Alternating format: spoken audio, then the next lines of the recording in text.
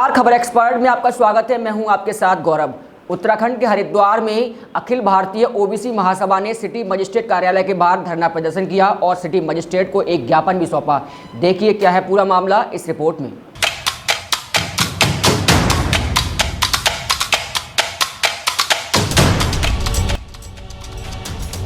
समाज ने एकजुट होकर आज हरिद्वार के सिटी मजिस्ट्रेट कार्यालय के बाहर धरना प्रदर्शित किया और साथ ही सिटी मजिस्ट्रेट को ज्ञापन सौंपते हुए उन्होंने कहा कि उत्तराखंड में अन्य पिछड़े वर्गों के लोगों को नियमों को ताक पर रखकर किनारे कर दिया गया है।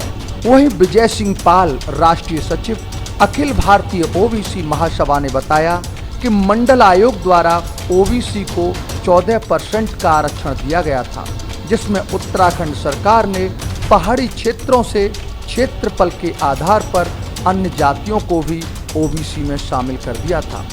वहीं परसेंटेज मात्र 14% होने के कारण ओबीसी के लोगों को उसका फायदा नहीं मिल पा रहा है। पिछले काफी समय से हम लगातार सरकार को ज्ञापन के माध्यम से सूचित करते आ रहे हैं, लेकिन सरकार के कान पर जूं तक नहीं रेंग रही।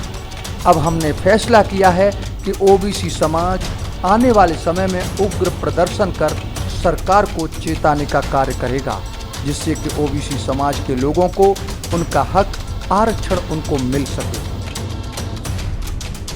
में उत्तराखंड ही एक ऐसा राज्य है जिन्होंने मंडल कमीशन की सिफारिशों को, जिसमें ओबीसी समाज को आरक्षण दिया हुआ है, इन्होंने उठा करके उसको ताक पर रख दिया।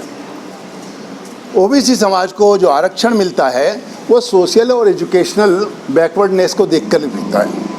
पूरे उत्तराखंड में इन्होंने सवर्ण जातियों को भी क्षेत्रफल के आधार पर ओबीसी आरक्षण दिया हुआ और ये आरक्षण मात्र 14% सन 2000 में दिया था, जिस समय उत्तराखंड बना था।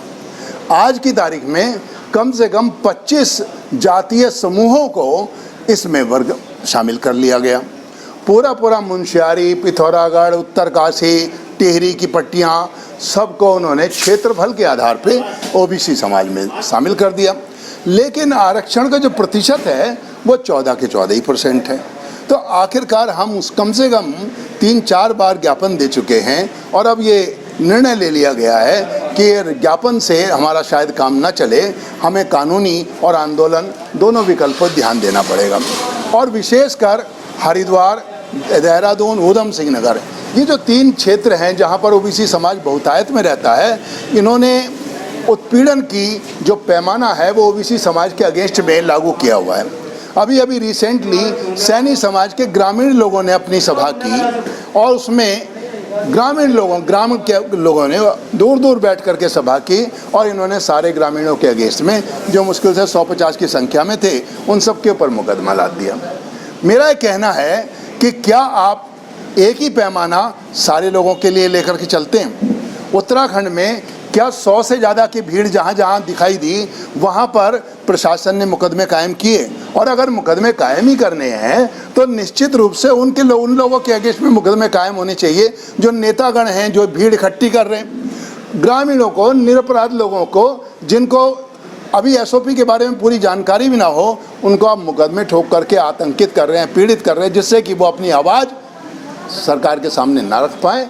और इसीलिए ये उत्पीड़न, इसके अगेंस्ट में पूरा ओबीसी समाज, उत्तराखंड का ओबीसी समाज लामबंद हो गया है और निश्चित रूप से सरकार को आगाह किया जा रहा है कि अगर यही प्रक्रिया रही तो आने वाले चुनाव में राज्य सरकार को ओबीसी समाज के क्रोध का सामना करना पड़ेगा।